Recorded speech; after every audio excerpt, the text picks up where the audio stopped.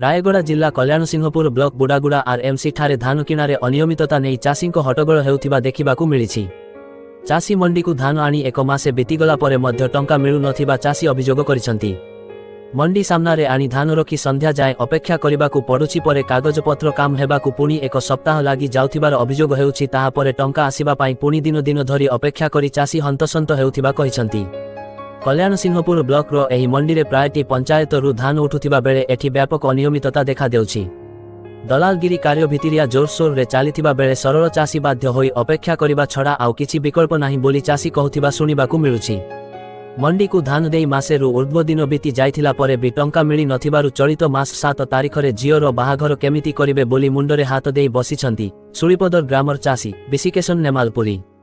धान बिक्री परे ल्यंप चाषी को सहयोग नकरी मिलर मानंकु परोक्ष भावरे साहाय्य करुथिबा ओ मंडी रु सेथिपाई धान उठुनुथिबा नेई चाषी अभियोग करिसंती ओ एथिरे मिलकु जिबा धानकु पक्षरु धानर मान परीक्षण नकरी मध्य ठीक मान दर्शाई मिलर मानंकु साहाय्य करुचंती रामकृष्ण चौधरी एवं चाषी अभियोग परे भी एठाकु एमआई आसी स्थिति बुझु नथिबा नेई बीजेपी कल्याणसिंहपुर मंडल सभापति अजित कुमार पाणिग्राही प्रतिक्रिया दैछंती। बीजेपी कर्मी निरंजन महानंदिया कहिसंती कि सरकार चाषी संगे संगे टंका तांको अकाउंट को जिबार व्यवस्था करिथिबा बेले किछि कुचक्री गोष्ठी सरकार अंकु बदनाम करिबाकू चेष्टा करुछंती। तेणु एभଳି चाषी को हैरान करा जाउछि। एनेई एमडी चिन्मय त्रिपाठी अंकु तांकर प्रतिक्रिया पचारिला बेले मिलर धान उठाई नथिबारु डेरी हेउछि बोली कहिसंती। चाषी एही हट्टगोल समय रे अनेक चाषी समेत बीजेपी दलीय कर्मकर्ता प्रमुख उपस्थित रहिथिले। मो ना होछि अजित पाणिग्राही, मु बीजेपी रो कल्याणसिंहपुर मंडल सभापति अछि। चाषी माने अभियोग कले कि सरकार कथा देइथिले 48 घंटा रे पैसा देबे धान मंडी रे बिक्री कले, किंतु केते चाषी रो 20 दिन मासे हेलानी पैसा पड़िनी आ मंडी रे बहुत असुविधा होउची बोली सेति पय आमे गोटे टीम आस्तिलो मंडी एमडी के साथ रे बुझिया पय बोली कि आसी कि देखिला बेलको बाहर गोटे 4टा गाड़ी अछि। चाषी को अभियोग कि जे गाड़ी आसुची बाहर लागुची किंतु संध्या पर्यंत अनलोड होउनी। अनलोड हला सत्वे मध्य से धान किणा होनी तांको नेक्स्ट मंडी के आसीबा पई कहउचंती। सेमिति करी चासी की 2-3टा मंडी बुलेई के हैरान करचंती। ता बाद जो धान भितर पडुची से धान टोटल उठुनी। जहा कि आई स्कैनिंग होउची टारगेट जो दिन रो से दिन रो सरी जाउची आई स्कैन होउची किंतु इठो धान उठुनी कि चासी पैसा पाउनांती। जो चासी की मिल रे कथावार्ता होई कि धान देइचंती बा कागज बिकिचंती सेही कागज इठी आई स्कैन है कि टारगेट सरुची सेमान को पैसा पाउचंती। आ जे होउची एथिपाई मुख्यतः दायी होउची एमडी होउचंती सर्वे सर्वा से होउची मंडी तुलेबा दायित्व तांकर। से कोन कहउचंती पचारले मिल वाला एक्सेप्ट मारनांती पैसा पडुनी से मिल वाला उठनांती। एठी चासी की मिलर को किछि संपर्क नाही। जेहेतु एटा गोटे सरकार किनुचंती धान एठी धान जदि चासी आनले आरएमसी वाला चेकिंग करिवो एमडी किनबे। किनला परे पैसा आसिला कि न आसिला सेटा होउची एमडी को दायित्व, किंतु एठी से काम चालुनी। जे पचारबे 2 दिन एठी गोटे चासी देखंतो मो पाखर अछंती आंकर झियर बाहागर होउची 7 तारिख दिन झियर बाहागर ए माने धान देकी 15 दिन होला बारंबार अभियोग कलेनी। आज्ञा 7 तारिख दिन बाहागर से बाहागर कार्ड मध्ये रखिसंती। कार्ड मध्ये आपण देखि परिबे कार्डटा 7 तारिख दिन झियर बाहागर आज होला 3 तारिख आज पर्यंत तांकर धानर पैसा आसुनी।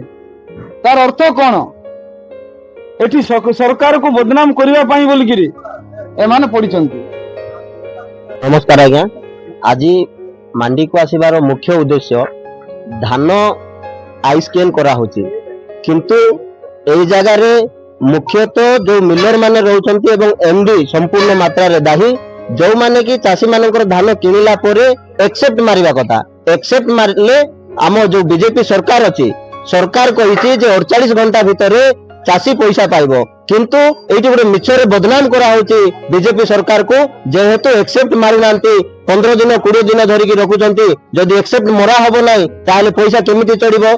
जो पैसा चढ़ु नाही तेणु करी ए जगह रे बीजेपी सरकार को बदनाम करबा पई आछंती। तो एठी बीजेपी सरकार जेहेतु समस्तक सरकार लोकक सरकार लोक सुविधा जेमिति पाइबे सेठी पई आमे कोन होईची स्टेटस बुझिबा पई आमे आज आसीतिलु।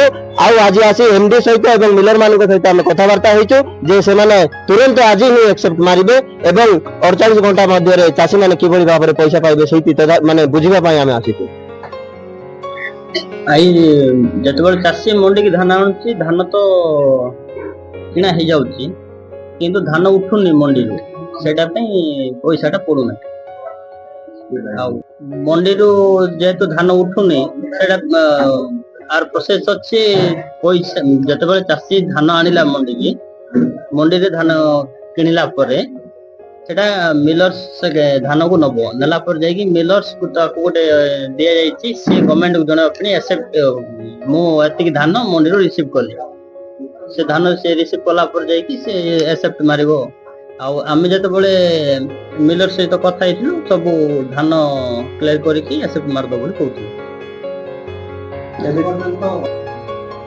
ଯେହେତୁ ମଣ୍ଡିରେ ଧାନ ଅଛି ଧାନ ଉଠିଲା ପରେ ହିଁ ମିଲର accept ମାରିବ ବୋଲି ଆମେ ମିଲର ସହିତ କଥା ହେଲେ ଧାନ ଅଛି ଧାନ ଉଠେଇଲା ପରେ ଆମେ accept ମାରିବୁ ବୋଲିକି ମିଲର ସଙ୍ଗ ପ୍ରତିକ୍ରିୟା ରହୁଛି ସେଟା ସରକାର ତ କହୁଛନ୍ତି ଚାଷୀ ବିକ୍ରାର 48 ଘଣ୍ଟା ଭିତରେ ପଇସା ପାଇଯିବ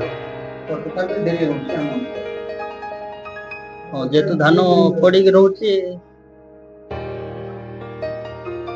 ତା ବାବଦରେ ମୁଁ ତ ମିଲର୍ସ ମାନଙ୍କୁ ବି କହିଛି ଧାନ ନେଇଯାଇକି accept ମାର ଶୀଘ୍ର accept ମାରିଦେଲେ ଚାଷୀ ବି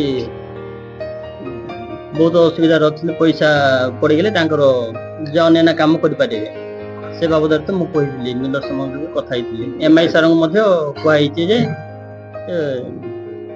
ହଁ ଏସି ନୋଟ୍ ତ ଆମେ କାଟି ଦେଇଛୁ MI ସାର୍ଙ୍କ ପ୍ରତିକ୍ରିୟାରେ ଆମେ ଏସି ନୋଟ୍ ବି କ୍ଲିୟର କରିଦେଇଛୁ ଆମ ଲେଭେଲରେ ସେମିତି କିଛି ନାହିଁ ଯାହା ଅଛି ମିଲର୍ସ ଲେଭେଲରେ ଅଛି ଯେହେତୁ accept ମାରିନାହାନ୍ତି ସେଇଟା ପାଇଁ ପଡିନାହିଁ ପଇସା ଧାନ ତ ନେଇନୁ ଧାନ ନେଲା ପରେ accept ମାରିବ ବୋଲି କହୁଛୁ ଧନ୍ୟବାଦ।